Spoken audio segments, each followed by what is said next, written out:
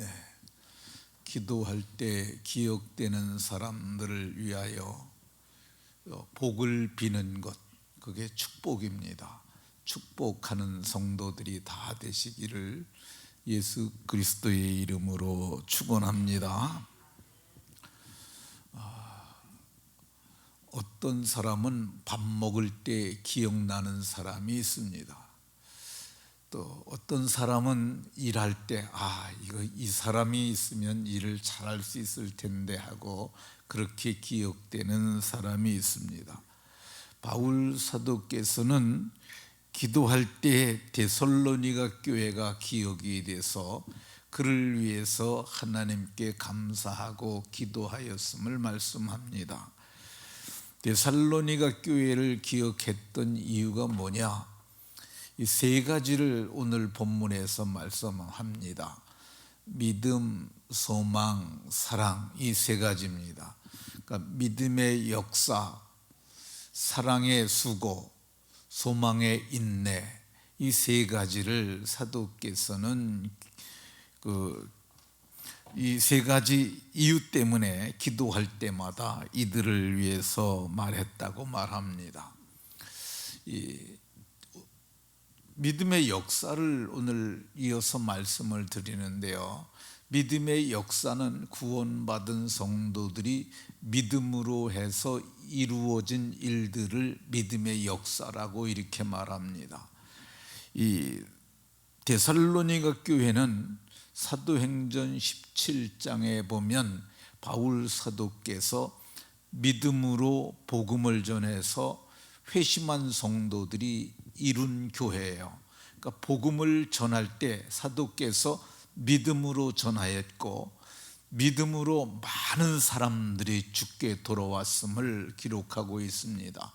그러니까 3주 동안 데살로니가 회당에서 이 성경을 강론했는데 3주 만에 헬라인의 큰 무리라고 그러면 그래도 수십 명이나 100여 명 이상 이렇게 돌아왔다고 봐야죠. 그리고 많은 적지 않은 귀부인들도 바울과 실라를 따랐다고 말씀합니다. 그러니까 바울 사도께서 믿음의 역사를 교역자가, 복음을 전하는 자가 믿음으로 역사했고 복음을 받은 자들이 또 믿음으로 살기 시작을 했어요. 그래서 믿음으로 사니까 믿음의 역사가 일어나는 겁니다. 그러니까 우리는 믿음으로 그래서 살아서 우리의 믿음의 자취가 있어야 합니다. 바울 사도께서는 빌립보 교회 성도들에게 편지하면서 내가 데살로니가 있을 때 한 번뿐 아니라 두 번이나 나의 쓸 것을 보내었다, 이렇게 말을 합니다. 이 선교사에게 쓸 것이 뭐에 필요했겠어요? 바울 사도에게 필요한 것은 선교비죠. 근데 복음 전하는 데 필요한 선교 비용을 빌립보 교회가 대었는데 그거 선교지에서 밥도 사주는 데 썼을 수도 있고 거기서 선교사로서 머물 곳이 필요하니까 머물 수는 숙소의 비용으로 지불됐을 수도 있습니다. 다 없어졌는데, 다 쓰고 없어진 것 같은데 사도는 그것을 기억을 하고 두 번이나 쓸 것을 내게 보내었고 또 하나님께서도 이걸 믿음의 역사라고 성령의 감동으로 기록해 주신 것을 볼 수가 있습니다. 우리 교회도 모든 것이 다 믿음으로 이루어지는 거죠. 눈에 보이는 기물을 비롯해서, 그리고 우리 함께 예배하는 모든 성도들이 다 믿음으로 우리가 함께 하는 거죠. 오늘은 제가 5층 옥상 예배실을 만든 얘기를 좀 하려고 합니다. 그 성경에 기록된 그 믿음의 역사가 있는가 하면은 우리는 체험하고 우리가 실제적으로 이룬 믿음의 역사들이 있잖아요. 그것을 좀 얘기하려고 합니다. 우리가 2000년에 개척을 하고 2004년도에 공사를 시작해서 2005년도에 5년 만에 우리가 여기에 이 예배당을 건축합니다. 이게 그때 당시에 얼마나 큰 역사였느냐면요, 양주시에 그 교회 단일 종교 시설론 우리 교회가 제일 컸어요. 그러니까 이 복음이 들어온 지가 100년이 지났는데 신생교회 5년밖에 안 된 교회가 가장 큰 건물을 우리가 양주시에서 졌어요. 물론 지금은 뭐 더 큰 교회들이 있지만은 그때 당시에 정말 우리가 믿음으로 이 건물을 지었습니다. 그런데 이제 우리가 예배실을, 중고등부 예배실을 2층에 있는 교육실이라고 그 주방 옆에 있는 그 공간에서 했어요.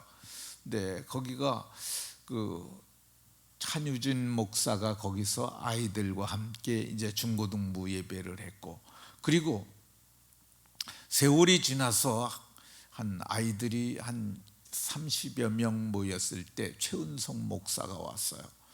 근데 최은성 목사가 좀 열심 있는 목사입니다. 하나님께서 그의 수고를 따라서 그 아이들이 마음이 뜨거워지게 했고, 그리고 아이들이 많이 모이기 시작을 했어요. 그래서 아이들이 40명이 넘어가니까 거기가 한계가 된 거야. 더 이상 거기서 아이들이 예배할 수가 없었어요. 왜 그러냐면 아이들 40여 명에다가 또 교사들 10여 명, 그러면 50여 명이 넘잖아요. 근데 중고등부 애들이 요즘은 큽니다. 뭐 등치가 어른들만씩 하니까 거기 도저히 공간이 안 되니까 이거 도대체 안 되겠다. 그래 그러던 어느 날 저한테 찾아왔어요. 목사님, 우리 비닐하우스라도 줘주세요. 공간이 좁아가지고 뭘 할 수가 없습니다. 근데 우리가 저 위에, 그러니까 우리 아래 주차장 위에 거기가 1358평인가 됐는데 그 땅을 우리가 그때 그걸 사서, 그때는 나대지 상태였어요. 거기다 비닐하우스라도 져줘서 아이들 거기서 예배하게 해달라는 거야. 근데 거기다 예배를 하면은 그 비닐하우스를 지면은 법적인 문제도 있고 관리 문제도 있고 좀 그래가지고 어떡하나 하고 생각을 했는데 이 옥상이 생각난 거야. 그래서 옥상에 있는데, 근데 거기다가 그 건물을 이렇게 하면은 그게 법적으로 맞지 않을 수가 있어요. 그래서 제가 설계사무소를 찾아갔더니 대수선 허가로 해가지고 그걸 허가를 맡으면 된다고 그래갖고, 그래서 5층을 허가를 맡았습니다. 정식으로 설계해가지고 시청에 들어가서 그걸 했어요. 그래서 거기서 이제 공사를 하는데, 이제 그 공사하는데 그때 당시에 굉장히 저렴하게 공사를 했습니다. 근데 설계는 디자인 같은 거 그런 건 다 제가 했고요. 그리고 가서 보시면은, 올라가 보면은요, 그 건축물이 사실은 자재를 그렇게 좋은 자재를 못 써서 그렇지 설계 하나만큼은 탁월합니다. 이게 어떻게 탁월하냐면은 설계와 시공을 제가 다 한 거거든요. 근데 그게 지붕이 이렇게 라운드 형태, 둥그렇게 도명식으로 만든 거예요. 근데 도명식으로 그걸 하니까 뭐 공사비를 뭐 2억 정도씩 다른 데서 업체에서 요구를 하고 그래가지고 지붕만 하는데, 덮는 것만 하는데 그게 그렇게 많이 달라고 그러더라고요. 그래서 제가 그 구조부터 그 골재를 덮는 것까지 가보면은 제가 생각해도 참 기발하게 잘한 것 같아요. 하나님께서 이 좋은 생각이 나게 해가지고, 그래서 전체를 라운드 형태로 지붕을 해가지고 했는데, 그 판넬을 새 거 샀으면은 더 좋았겠지만은 그때 형편상 그래가지고 그걸 판넬을 이렇게 다 조금씩 이렇게 째가지고 해갖고 라운드 형태로 절곡을 할 수 있도록 해서 했어요. 그거를 구조는 이제 송형근 집사를 데리고, 지금은 영광에 들어간 형제인데, 그 송형근 집사를 제가 데리고 그리고 했어요.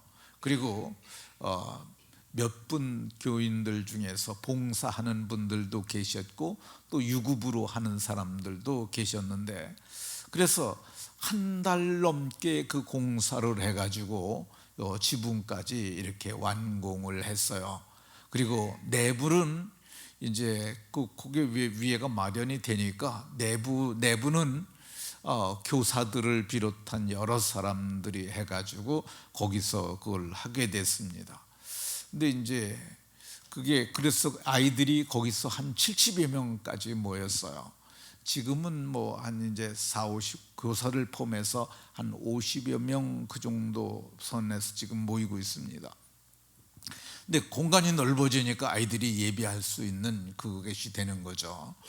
근데 그게 준공을 내야 하는데 준공 내는데 조금 문제가 있었어요. 그러니까 설계사무소에서 이거 합법으로 허가가 난 거니까 준공 안 내고 그냥 하셔도 괜찮아, 쓰셔도 돼요, 그렇게 얘기를 하더라고요. 그럼 그냥 시청에서 그 상태로 둔대요. 근데 소방이 나와가지고 전수조사하면서 그게 문제가 됐어요. 여기 소방이 제대로 안 돼 있다 그러면서 얘기를 해서, 그래서 할 수 없이 거기서 시청에서 얘기를 했어요. 이거 우리가 어쩔 수 없이 이거 벌금을 좀 물리겠습니다. 그래서 한 300만 원 정도 벌금을 맞았어요. 근데 그거 벌금을 물면서 합법적으로 사용할 수 있도록 벌금을 내니까 이게 합법화가 되더라고요. 그래가지고 합법으로 지금은 우리가 그걸 정식으로 사용할 수 있도록 했는데, 지금 생각해 보면 벌금 낸 게 오히려 그게 잘 됐구나 하는 생각이 듭니다. 그렇게 해서 우리가 중고등부 예배실을 만들어진 거죠. 그게 만들어지니까 필요한 불품들 있잖아요. 거기 의자가 한 6, 70개 정도가 들어갔습니다. 근데 그거는 우리 교회 성도님들에게 제가 권했어요. 아이들이 거기서 예배하는데 개인용 의자가 하나가 한 7만 원 정도 주고 산 것 같아요. 그 하나씩 마음의 감동을 따라서 하나씩만 헌금해 주시면 좋겠다 그랬는데 다 믿음으로 헌금한 거죠.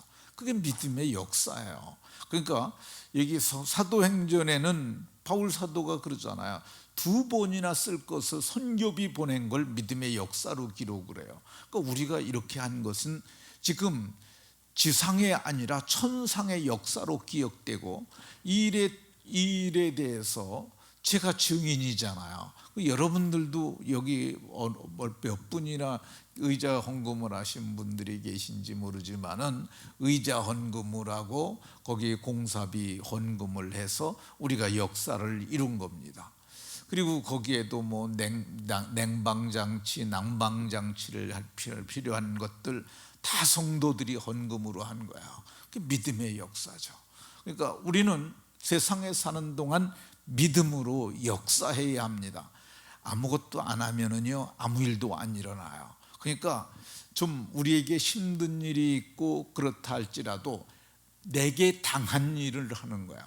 그러니까 뭐 우리와 전혀 상관없는 뭐 생뚱맞은 일을 하는 것이 아니라, 그렇잖아요. 아이들이 늘어나니까 공간이 필요하고 공간을 아비 세대된 우리들이 마련해 줘야 되니까, 우리들이 좀 힘들지만 헌금을 하는 것은 내 소유를 내는 거니까 좀 힘들 수 있어요.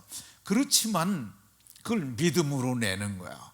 그러면 하나님께서 그 믿음을 보시고 믿음을 따라 현세에서도 복을 주시는데, 예수님이 그러셨어요. 나와 복음을 위하여 수고하면, 그렇잖아요. 다음 세대를 위하여 수고하는 것이 다 복음을 위한 수고 아니겠어요? 현세에서 100배, 이 100배라고 그러면은 10,000원 헌금하면 100만 원 주신다는 건가, 이렇게 생각할 수 있지만은 아니에요. 나와 복음을 위하여 수고한 자들에게는 모든 것이 잘 되는 거예요. 그러니까 전토에도 복을 주시고 가족들에게도 복을 주시고 형제들에게도 복을 주시고, 그 모든 것이 다 잘 되도록, 현세에서는 100배인데 100배는 기적의 복을 얘기를 하고 있어요.